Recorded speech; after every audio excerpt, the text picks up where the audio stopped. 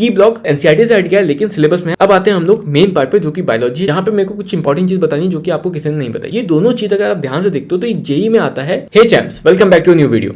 अभी बज रहे हैं रात के 2 और मैं कर रहा हूँ आपके लिए एक वीडियो शूट, क्योंकि कल एनएमसी के साइट पे एक नोटिस आता है जिसपे नीट 2024 का जो सिलेबस है वो दिया हुआ था।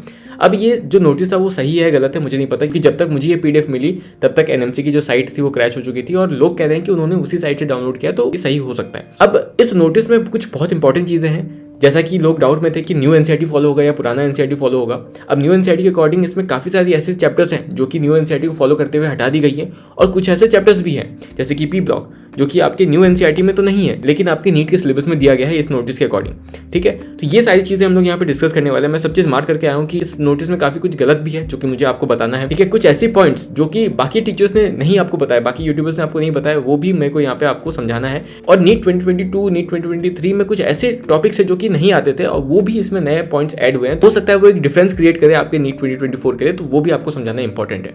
इसलिए मैं वेट करके मैंने एनालाइज किया पूरा पेपर को और फिर मैं ये वीडियो लेके आया हूं आपके सामने। और एंड में ये कंक्लूजन देखना मत भूलना, क्योंकि सबसे इंपॉर्टेंट यही है। बिना कोई देरी के वीडियो में आगे चलते हैं। सबसे पहले इस नोटिस को जब स्टार्ट करते हैं तो इससे पहले कि हम लोग काम की बात पे जाएं, सबसे पहली गलती जो मुझे दिखती है यहाँ पे वो ये है, यहाँ पे जो 6 अक्टूबर को जो 10 लिखना चाहिए उन्होंने ऐसे एक्स के फॉर्म में लिखा हुआ है रोमन नंबर में। पता नहीं ये कौन सा नया तरीका है। ठीक है, खैर इस पे बात नहीं करते, हम लोग को जो काम की बात है उस पर आते हैं हम लोग। सबसे पहली चीज जो आपको यहाँ दिखती है कि ऐसे टॉपिक्स जो कि एनसीईआरटी से रिमूव कर दिए गए थे वो टॉपिक्स आपके सिलेबस में प्रेजेंट है।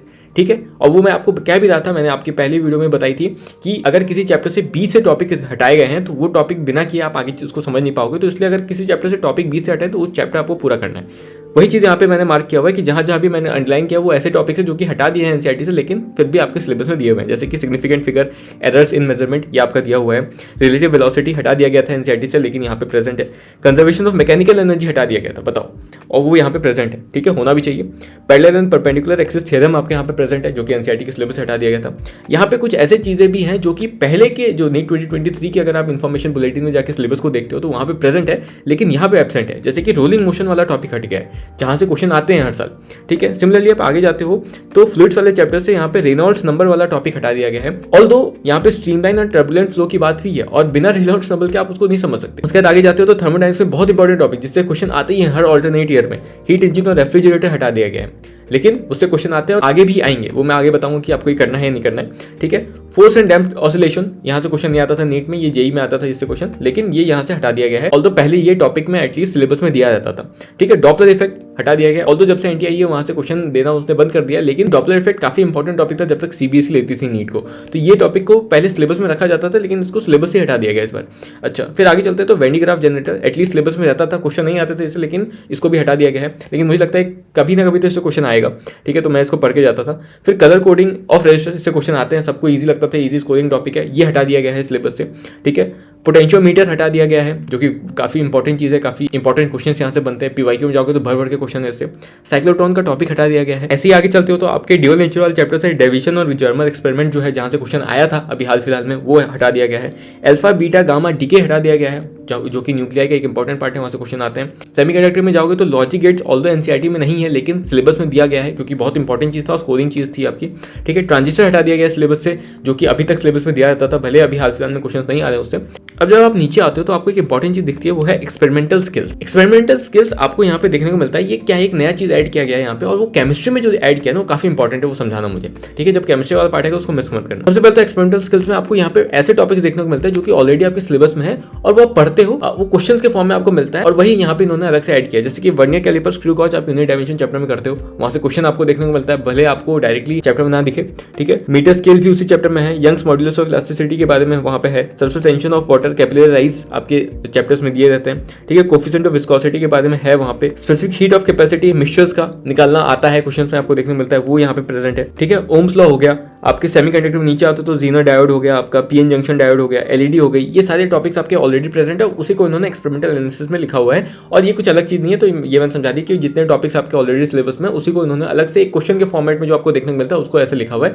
ये एक्चुअली क्या है कि इन्होंने शायद जो प्रैक्टिकल स्किल जो आपको आनी चाहिए वो यहाँ पे लिखा हुआ है। ठीक है, चलो फिजिक्स वाला इतना इंपॉर्टेंट नहीं था, केमिस्ट्री वाला इंपॉर्टेंट है, उसको देखना। वीडियो में आगे चलने से पहले ऐसे बच्चे जो कि चाहते हैं कि हम लोग नीट के साथ साथ बोर्ड की प्रिपरेशन भी अच्छे रखें, हम लोग bio, physics, chemistry, maths, English in सब सब्जेक्ट्स को भी बोर्ड के लिए प्रिपेयर करते रहे, उनके लिए PW लेकर आया है परिश्रम 2.0 बैच, कि अब उन्हें सिर्फ 2000 रुपीज में मिल रहा होगा। इस बैच में आपके सारे सब्जेक्ट्स के syllabus that is physics, chemistry, bio, maths, English 31 दिसंबर तक खत्म हो जाएगी। हफ्ते में आपकी 5 दिन क्लासेस हो रही होंगी और हर एक क्लास 1 आवर 45 मिनट्स का होगा। क्लास के बाद आपको PDFs मिल जाएंगे नोट्स के, और साथ ही साथ आपको होम असाइनमेंट्स भी दिए जाएंगे ताकि आप उन्हें सॉल्व करके अपने कंसेप्ट्स को स्ट्रॉन्ग बना पाओ जो भी आपने उस दिन क्लास में सीखा है। ऑल्सो डाउट सॉल्व करवाने के लिए आपकी एक डाउट इंजन आपको मिलेगी, ताकि आपको कोई भी अगर डाउट आता है तो आप वहां पर डाल के उसका क्लैरिफिकेशन ले सकते हो। तो इस बैच का लिंक आपको डिस्क्रिप्शन में मिल जाएगा। एक्स्ट्रा डिस्काउंट के लिए आप मेरा कोड अभी 150 यूज कर सकते हो। ठीक है, चलो वीडियो में आगे चलते हैं। अब सबसे पहले क्योंकि हमने फिजिक्स की बात की तो हम यहाँ पे आके फिजिक्स का जो हट गया है चैप्टर उसकी बात कर लेते हैं। तो फिजिक्स में देखो कोई भी पूरा चैप्टर नहीं हटा है, ठीक है। तो अब टॉपिक्स हटे हैं जो कि मैंने आपको दिखाया कि हटे थे, लेकिन अभी भी सिलेबस में प्रेजेंट है। तो फिजिक्स में आपको हर एक चीज जैसे आप करते हुए आ रहे थे सिंपल तरीके से वैसे ही करते हुए आना है, कोई भी चीज आपको चेंज नहीं करनी, सिंपल। अब जब आप केमिस्ट्री पे आते हो तो सबसे पहले तो आपको एक चेंज देखने को मिलता है कि अभी तक सिलेबस केमिस्ट्री का ऐसे स्प्लिट होकर नहीं आता था कि ये फिजिकल केमिस्ट्री का चैप्टर, ये इनऑर्गेनिक का, ये ऑर्गेनिक का है। सबसे पहले तो स्प्लिट आपको देखने को मिल रहा है। दूसरा, इन्होंने ग्रुपिंग किया चैप्टर का, जो इंटीग्रेटेड चैप्टर है उनको साथ रखा हुआ है। इससे आपको ये समझ में आ रहा है कि पेपर जो है शायद इंटीग्रेटेड वे में बन सकता है, जहां पे 2-3 चैप्टर के कंसेप्ट को लिंक किया जा सकता है जो कि कोऑर्डिनेटेड होते हैं। जैसे कि आपको देखने को मिल रहा है कि बेसिक कंसेप्ट, चलो ये तो नॉर्मल है। एटॉमिक स्ट्रक्चर आपको देखने को मिल रहा है। सबसे यूनिक चीज आपको जो आपको देखने को मिलेगी वो है केमिकल बॉन्डिंग, आपके फिजिकल केमिस्ट्री में रखा हुआ है। और मैं भी केमिकल बॉन्डिंग को, कोऑर्डिनेशन कंपाउंड जैसे चैप्टर को फिजिकल केमिस्ट्री में रखता हूँ क्योंकि वो कंसेप्चुअल होता है। अब पता नहीं इनका क्या रीजन है रखने का, लेकिन इन्होंने केमिकल बॉन्डिंग को फिजिकल केमिस्ट्री में रखा हुआ है, जिसको लोग इनऑर्गेनिक में रखते हैं। अच्छा, फिर आगे चलते हो तो आपको यहाँ पे थर्मोडायनेमिक्स चैप्टर देखने को मिलता है, नॉर्मल चीज़ है, कोई दिक्कत नहीं है। सॉल्यूशन देखने को मिलता है, कोई दिक्कत नहीं है। इक्विलिब्रियम देखने को मिलता है, कोई चीज़ नॉर्मल बात है। रिडॉक्स को इलेक्ट्रोकेमिस्ट्री के साथ रखा है, ठीक है। ये बहुत इंटरेस्टिंग चीज़ है कि इन दोनों चैप्टर को साथ रखा गया है, क्योंकि ये दिखा रहा है कि इन दोनों चैप्टर से इंटीग्रेटेड वे में क्वेश्चंस बन सकते हैं।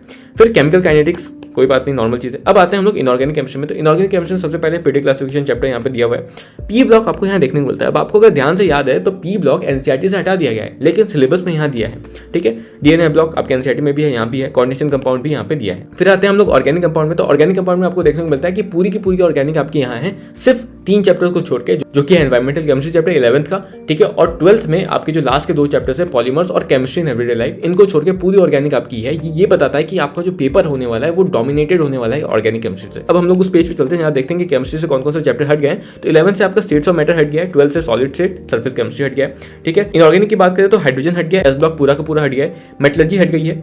पी ब्लॉक एनसीईआरटी से हट गया है, लेकिन सिलेबस में है। अब इसका रीजन पता नहीं है, अगर ये सही है तो मतलब आपको पी ब्लॉक पढ़ना है, और मैंने अपने प्लानर में पी ब्लॉक करवा दिया है। जो भी करंट प्लानर में उन्होंने ऑलरेडी कर लिया है, वो रिग्रेट में अभी नहीं होगा। ऑल्दो उन्होंने हाइड्रोजन एस ब्लॉक भी कर लिया है, तो कोई बात नहीं। ऑर्गेनिक में जैसा कि मैंने बताया कि एनवायरमेंटल केमिस्ट्री हट गई, पॉलीमर हट गया और केमिस्ट्री इन एवरीडे लाइफ हट गया, ठीक है। फिर आगे चलते हैं हम लोग केमिस्ट्री में एक्सपेरिमेंटल पार्ट कुछ ऐड हुआ है, उसको दिखा के मुझे आपको कुछ इंपॉर्टेंट चीज समझाना है। आपको यहाँ देखने को मिलता है कि केमिस्ट्री में कुछ पार्ट्स दिए हैं, जैसे कि detection of following functional groups, hydroxyl, carbonyl. अब ये पार्ट मेरे को लगता है कि बायोमॉलिक्यूल में ऑलरेडी प्रेजेंट है। अगर आप जाओगे बायोमॉलिक्यूल चैप्टर तो वहाँ पे ग्लूकोज का जो स्ट्रक्चर पता करने वाले कुछ रिएक्शन दिए हुए हैं, तो उसमें ऑलरेडी इन्होंने ये सारे टेस्ट किए हुए हैं कि कैसे हम लोग हाइड्रोक्सिल का फंक्शनल ग्रुप पता कर रहे हैं, कैसे कार्बोनिल ग्रुप है कि नहीं ये पता कर रहे हैं। तो मेरे को लगता है वो उसी पार्ट की बात कर रहे हैं, शायद हो सकता है और एक्सटेंड हो, मेरे को उतना नॉलेज नहीं है, लेकिन एनसीईआरटी के नॉलेज से वही है ये पार्ट। फिर आपको यहाँ पे 2-3 कंपाउंड देखने को मिलता है, जो कि है मोहर सॉल्ट, पोटैश एलम, ठीक है। ये दोनों नाम जो है आपको कोऑर्डिनेशन कंपाउंड में देखने को मिलता है। एक टेबल है, उसके जस्ट नीचे ये लिखा हुआ है। अब इन लोगों ने ये चीज़ क्यों अलग से स्पेसिफाई की है मेरे को नहीं पता है, लेकिन जो इंपॉर्टेंट चीज़ मेरे को समझानी थी वो ये पार्ट है। यहाँ पे आपको देखने को मिलता है कि यहाँ पे टाइट्रेशन और सॉल्ट एनालिसिस वाला पार्ट है। अब ये दोनों चीज अगर आप ध्यान से देखते हो तो ये जेई में आता है, और एम्स का जब एग्जाम होता था तो टाइट्रेशन और आपका सॉल्ट एनालिसिस आता था, और वो इन्होंने यहाँ पे ऐड किया हुआ है। तो हो सकता है कि जो पैटर्न है वो हल्का सा आपका एम्स की तरफ शिफ्ट हो, और आपको सॉल्ट एनालिसिस के क्वेश्चन और टाइट्रेशन के क्वेश्चन देखने को मिल सकते हैं। ये काफी लेंथी पार्ट होता है ये दोनों सीखने के लिए। अब नीट वाले टीचर्स को नहीं पढ़ाते हैं, लेकिन आगे उनको पढ़ाना पड़ जाएगा अगर ये सही में सही सिलेबस है तो, ठीक है। तो ये मैंने समझा दिया आपको कि ये जो चीज लिखी है कहाँ से आ रहा है, ये हल्का सा एम्स की तरफ इंक्लाइन हो रहा है ये पेपर, ठीक है। अब आते हैं हम लोग मेन पार्ट पे, जो कि बायोलॉजी, जहाँ पे मेरे को कुछ इंपॉर्टेंट चीज बतानी जो कि आपको किसी ने नहीं बताई। सबसे पहले बायोलॉजी में पहले तो कुछ चैप्टर्स हटे हैं, और हर चैप्टर में से कुछ ना कुछ टॉपिक भी हटा है। जैसे कि आपको अगर लिविंग वर्ल्ड याद है तो उसमें टेक्सोनॉमिकल एड, अगर आप पुराने इंफॉर्मेशन बुलेटिन से जाके पुराने सिलेबस देखते हो तो उसमें टेक्सोनॉमिक एड अलग से मेंशन होता था, इसमें से हटा दिया गया है, एनसीईआरटी से भी हटा दिया गया है। लेकिन ये पार्ट आप स्किप करना चाहिए, नहीं करना चाहिए बिल्कुल, क्योंकि मैंने बोला ऑलरेडी स्टार्टिंग में कि अगर किसी चैप्टर से कोई टॉपिक हटा है तो उस टॉपिक को आपको कर लेना है, क्योंकि आपको उस चैप्टर को तभी छोड़ना है जब वो पूरा का पूरा चैप्टर हटा हुआ है। अगर टॉपिक हटा है तो उस चैप्टर को आपको फिर भी करना है। तो ये पार्ट बिना किए नहीं जा सकते, क्योंकि सबसे ज्यादा क्वेश्चन आपके यहीं से आते हैं। फिर आपको देखने को मिलता है कि प्लांट किंगडम वाले चैप्टर से एंजियोस्पर्म हटा हुआ है और लास्ट में जो एक इंपॉर्टेंट पार्ट था ऑल्टरनेशन ऑफ जनरेशन वाला पार्ट, ठीक है, जहाँ पे हैप्लॉन्टिक डिप्लॉन्टिक और हैप्लोडिप्लॉन्टिक वाला पार्ट दिया हुआ था वो हटा दिया गया है, एनसीईआरटी से हटा दिया गया है, इसलिए यहाँ पे सिलेबस में भी नहीं लिखा है इन्होंने, लेकिन आपको फिर भी वो करके जाना है क्योंकि चैप्टर पूरा नहीं हटा है। अब सबसे इंपॉर्टेंट चीज जो सबसे ज्यादा हल्ला मचा दी है कि भैया ये क्या लिख दिया फैमिली में मालवेसी, क्रसीफेरी, लेग्यूमिनेसी, कंपोजिटे, ग्रामीने, ये कहाँ से आया है? अब पहले तो ऐसा नहीं था और जो फैमिलीज एनसीईआरटी में है वो तो ऑलरेडी हटा दी गई, सोलिनेसी बचा है सिर्फ, तो ये कहाँ से आ रहा है? फिर यहाँ पे इंसेक्ट में भैया क्या लिख दिया फ्रॉग, फ्रॉग कब से इंसेक्ट होने लग गया? ठीक है, तो ये सारे डाउट्स आ रहे थे और सब सी का बवाल मचा रहे थे कि क्या पूछ दिया। अब देखो अगर मैं आपको इसको पुराने एनटी के सिलेबस से कंपेयर करवाऊं तो देखो साइट पे अगर आप जाते हो तो आपको ऐसा कुछ सिलेबस देखने को मिलता है जो कि 2022 और 23 में आया था। ठीक है, तो वहां पे सबसे पहले आपको देखने को मिलती है कि फैमिली का तो पार्ट ही नहीं था। ठीक है, जो फैमिली जो आपका लास्ट में टॉपिक एनसीईआरटी का वो लिखा ही नहीं था, लेकिन क्वेश्चंस आते थे उससे। ठीक है, तो आपको यहाँ देखने को मिल रहा है सबसे पहले तो फैमिली पहले लिखा ही नहीं था लेकिन क्वेश्चंस आते थे। अब यहाँ पे फैमिली का अलग से ऐड किया, जब फैमिली इन्होंने अलग से ऐड किया तो उन्होंने कुछ फैमिलीज भी लिख दी यहाँ पे। अभी फैमिलीज कहाँ से आई हैं? सबसे पहले तो देखो क्रसीफेरी, मालवेसी, ये दो फैमिली आपको देखने को मिलता है। मेरे को जैसे मैंने इसको पढ़ा ना मेरे को लगा कि मैंने कहीं सुना है ये चीज़, मेरे को याद है कि ये मैंने मॉड्यूल्स में कहीं देखा था।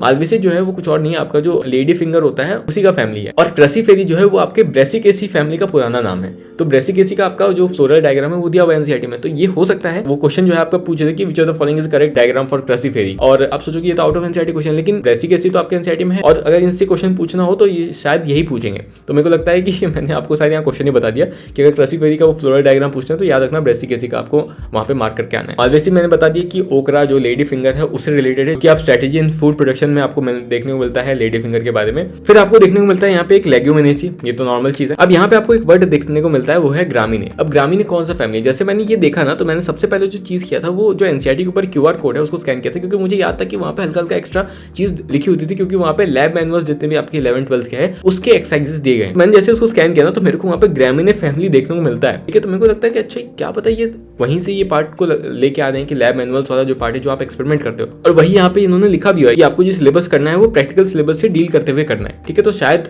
वो वहीं से चीज को लेके आ रहे हैं। पहले इस चीज को ही मेंशन नहीं करते थे, जैसा कि मैंने आपको दिखाया कि पहले ये लोग मेंशन ही नहीं करते थे कि फैमिली नाम का कुछ चीज है, लेकिन क्वेश्चन देते थे। अब उन्होंने जब मेंशन किया तो उन्होंने कुछ प्रैक्टिकल वाली चीजें भी ऐड कर दी है। उसके अलावा इन्होंने एक चीज क्या यहाँ पे जो गलत किया था वो लिखा था कि इंसेक्ट और यहाँ पे ब्रैकेट में लिख दिया था फ्रॉग, जबकि हम सबको पता है कि फ्रॉग जो है इंसेक्ट नहीं है। अब इन्होंने कुछ और नहीं किया, इन्होंने पुराना सिलेबस उठाया है, यहाँ पे इंसेक्ट लिखा हुआ था, यहाँ तक सब कुछ सेम चिपका है, कॉकरोच की जगह इन्होंने फ्रॉग लिख दिया। इन्होंने देखा नहीं कि यहाँ पे आगे इंसेक्ट लिखा हुआ है। ठीक है, अब क्योंकि न्यू एनसीईआरटी में कॉकरोच नहीं है तो उनको कॉकरोच लिखना था नहीं, उनको फ्रॉग ही लिखना था, तो फ्रॉग उन्होंने यहीं पे डाल दिया, तो ये उन्होंने गलत किया हुआ है। ठीक है, तो फ्रॉग क्यों आया है यहाँ पे मैंने समझा दिया, क्योंकि न्यू एनसीईआरटी में आपका सिर्फ फ्रॉग प्रेजेंट है, कॉकरोच नहीं है। अब यहाँ एक चीज इंपॉर्टेंट समझा देता हूँ मैं आपको कि पहले के सिलेबस में आपका सिर्फ कॉकरोच लिखा जाता था, लेकिन क्वेश्चन आपके अर्थवर्म से भी देखने को मिले हैं नीट के एग्जाम में। तो ऐसा नहीं है कि आपके यहाँ फ्रॉग लिखा है तो क्वेश्चन आपको कॉकरोच से देखने को नहीं मिल सकता है। तो ये इंपॉर्टेंट चीज मैं आपको समझा रहा हूँ कि जरूरी नहीं है कि जो चीज यहाँ पे नहीं लिखी है और वो एनसीईआरटी में है तो उसके क्वेश्चन नहीं आते, या फिर पुराने एनसीईआरटी में है। अब ये कंफर्म नहीं है कि ये क्या फॉलो कर रहे हैं, ओल्ड एनसीईआरटी या फिर न्यू एनसीईआरटी, क्योंकि पी ब्लॉक आपको देखने को मिल रहा है, फैमिलीज देखने को मिल रही है, तो ये मेरे को अभी भी थोड़ा डाउट लग रहा है इसमें। इस तरीके से आपको समझ आता है कि जो बायोलॉजी के चैप्टर्स हैं उसमें से मेनली जो हटे हैं वो है transport in plants, mineral nutrition, digestion, absorption, reproduction organism, strategies वाला चैप्टर, एनवायरमेंटल इशू चैप्टर हट गया है, ये मैंने बता दिया आपको। फिर ये भी मैंने समझा दिया आपको, और क्यूआर कोड से ग्रामीने वाला पार्ट जो मेरे को मिला है, मतलब कि एक्सपेरिमेंट वाले पार्ट से शायद उन्होंने सिलेबस लिखा हुआ है, ये मैंने आपको यहाँ समझा दिया। अब आते हैं लास्ट पार्ट जो कि अपना कंक्लूजन देख लेते हैं कि क्या कंक्लूड करना है, हमें करना क्या चाहिए इस पॉइंट पे। देखो सबसे पहले फिजिक्स में जो कि मैंने बताया कि कोई भी चैप्टर आपका रिमूव नहीं है, टॉपिक्स आपके रिमूव हुए हैं लेकिन वो आपको पढ़ना ही पड़ेगा अगर आपको आगे चैप्टर समझने हैं, और क्वेश्चन वहां से आ रहे हैं। ठीक है, वहां से अगर टॉपिक रिमूव भी कर दिया तभी आपको वहां से क्वेश्चन देखने को मिलेगा नीट में। तो फिजिक्स में तो आपको कोई चीज नहीं करनी है, जैसा आप करते हुए आ रहे हो वैसे करते जाओ। फिर आते हैं बायोलॉजी पे। तो बायोलॉजी में जो चैप्टर्स पूरे के पूरे हट गए हैं आप सिर्फ उन्हें स्किप कर सकते हो। अगर किसी चैप्टर से कोई टॉपिक हटा है, जैसे कि मैंने बताया लिविंग वर्ल्ड से टेक्सोनॉमिकल एड हटा हुआ है, तो ऐसा नहीं करना है कि उसे पढ़ना ही नहीं अब, क्योंकि वहां से क्वेश्चन बहुत आते हैं। तो आपको वो चैप्टर पूरा पढ़ना है जिससे हो सकता है कि सिर्फ टॉपिक हटा हो। जैसे कि मैंने बताया कि मॉर्फोलॉजी में फैमिली नहीं लिखा हुआ है लेकिन वहां से क्वेश्चन आता है। सिमिलरली अर्थवर्म नहीं लिखा जाता है लेकिन वहां से क्वेश्चन आते हैं। तो ये जरूरी नहीं है कि अगर लिखा नहीं है तो उससे क्वेश्चन नहीं आएगा। अगर वो आपके टॉपिक रिलेटेड है आपके चैप्टर से तो, और चैप्टर नहीं हटाए तो आपको पढ़ना है। ठीक है, फिर आते हैं हम लोग केमिस्ट्री में। तो केमिस्ट्री में अगर आप फिजिकल केमिस्ट्री की बात करोगे तो सरफेस केमिस्ट्री हट गया है, लेकिन उसका एक्सपेरिमेंटल वाला पार्ट अगर आप देखते हो तो वहाँ पे आपका लायोफिलिक वाला पार्ट दिया हुआ है। तो अगर आपका वो पार्ट है तो आपको सरफेस केमिस्ट्री पढ़ना ही होगा। फिर सॉलिड स्टेट अगर आप देखते हो तो बहुत स्कोरिंग चैप्टर है जो हटा दिया गया है। अगर आपको हार्ड लगता है तो आप छोड़ दो उसको। स्टेट्स ऑफ मैटर पूरा चैप्टर हटा दिया है, तो ये बहुत बेसिक चैप्टर था। आइडियल गैस लॉ इसमें आप पढ़ते हो, अगर आपको नहीं पता तो केमिस्ट्री में दिक्कत होती है। तो बाकी इसके कंसेप्ट आप केटीजी थर्मोडायनामिक्स में भी पढ़ते हो तो ये कवर हो जाता है वैसे ऑलरेडी। फिर आते हैं इनऑर्गेनिक में। तो इनऑर्गेनिक में पी ब्लॉक आपका हटा दिया है एनसीईआरटी से, लेकिन आपके सिलेबस में स्टिल प्रेजेंट है। अब इसका आंसर मुझे अभी तक नहीं पता है कि क्यों ऐसा है, ये हटना चाहिए या फिर नहीं हटना चाहिए, गॉड नोज। ठीक है। और ऑर्गेनिक देख के पता लग रहा है मुझे कि जैसा कि अभी तक होते हुए आ रहा है, अगर आप देखते हो लास्ट के 2 पेपर्स में ऑर्गेनिक काफी अच्छा ही है, तो आगे भी ऑर्गेनिक ही पेपर को डोमिनेट करने वाली है जिस साल से इनऑर्गेनिक हटा है और जिस तरीके से ऑर्गेनिक बचा हुआ है आपके एनसीईआरटी में, ठीक है। तो भैया हमें क्या करना चाहिए? पैनिक करके स्ट्रैटेजी वीडियो देखते रहना चाहिए? बिल्कुल नहीं। आपको ना ये पहले करना होता है ना अब करना है। पेपर जैसा आना होगा, अगर हार्ड आना होगा तो कट ऑफ नीचे जाएगा, क्योंकि जिस लेवल की प्रिपरेशन अभी चल रही है, अगर जो इन्होंने सिलेबस दिया है सॉर्ट एनालिसिस टाइट्रेशन, अगर इनके क्वेश्चन आने लगे तो कट ऑफ बहुत नीचे चला जाएगा, क्योंकि कोई उसकी तैयारी करता नहीं और काफी ईजी भी नहीं कि 2 दिन में तैयारी हो जाएगी उसकी। पेपर हो सकता है कंसेप्चुअल आए, क्योंकि सारे जो रटने वाले चैप्टर्स है जो उसको याद करके स्कोर किया जा सकता है इजीली, वो सारे हट गए, ठीक है। तो अब सिर्फ कंसेप्चुअल चैप्टर्स बचे हैं, तो उससे एनटी कितना इजी क्वेश्चंस बनाएगी, उसको कंसेप्चुअल क्वेश्चंस बनाने होंगे, और कैसे कंसेप्चुअल क्वेश्चंस बनते हैं वैसे ही सिर्फ वही अच्छे सॉल्व कर पाएंगे जो जिन्होंने अच्छी क्वेश्चन प्रैक्टिस की होगी, और इसीलिए टेस्ट का इंपॉर्टेंस बहुत बढ़ जाता है। तो अगर आपको टेस्ट वगैरह चेकआउट करना है तो मेरे ऐप पे जाके चेकआउट कर सकते हो। बाकी जो भी बच्चे मेरे प्लानर को फॉलो कर रहे थे, तो मैं उस प्लानर को हल्का सा अपडेट कर दूंगा, शेड्यूल को, पूरा टेस्ट शेड्यूल जो मैंने डाला हुआ उसको अपडेट कर दूंगा इस सिलेबस के अकॉर्डिंग, एक बार मैं कंफर्म हो जाऊं कि ये जो सिलेबस है वो सही है। दूसरी चीज, जो प्लानर को फॉलो कर रहे हैं तो उसमें जो भी पार्ट उन्हें लगता है कि ये तो हट गया चैप्टर सिलेबस में नहीं है अब, तो उस चैप्टर को अगर वो आ जाए प्लानर में तो उसको हटा दो, क्योंकि पूरा नया प्लानर बनाने में टाइम मेरे पास नहीं, मेरा यूनिवर्सिटी एग्जाम है, ठीक है। तो उसको आप ऐसे कर लो कि जो चैप्टर वहाँ पे प्लानर में है लेकिन आपको नहीं करना है क्योंकि सिलेबस में नहीं है, जैसे आपको दिखे तो उसको आप स्किप करो, उस टाइम को आप कहीं और यूटिलाइज करो, उसको मत पढ़ो। तो ये आप कर सकते हो। बाकी टेस्ट का शेड्यूल मैं अपडेट करवा दूंगा, उसकी दिक्कत मत लो। तो चलो बाय बाय, मिलते हैं नेक्स्ट वीडियो के साथ। होप कि आपको वीडियो पसंद आया होगा, आपको अच्छा लगा होगा कि मैंने सही में एनालाइज करके इस चीज को यहाँ पे लेके आया। मैं ऐसे नहीं कि न्यूज आया मैं उठ के आ गया क्या भाई ये हो गया वो गया। चलो बाय बाय, मिलते हैं नेक्स्ट वीडियो के साथ, तब तक के लिए टेक केयर।